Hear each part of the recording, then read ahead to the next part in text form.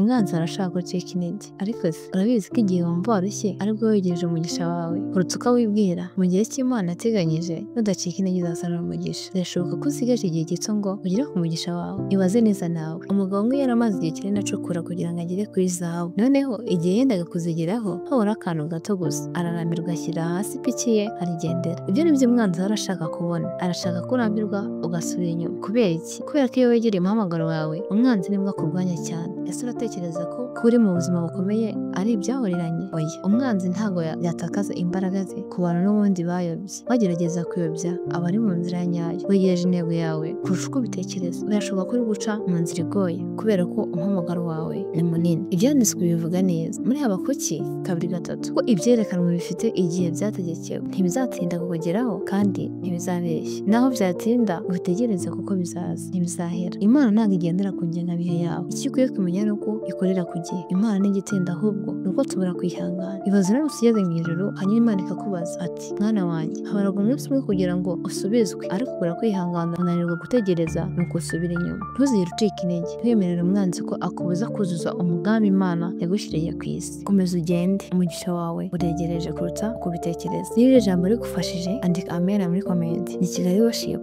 Imana ibahe umugisha.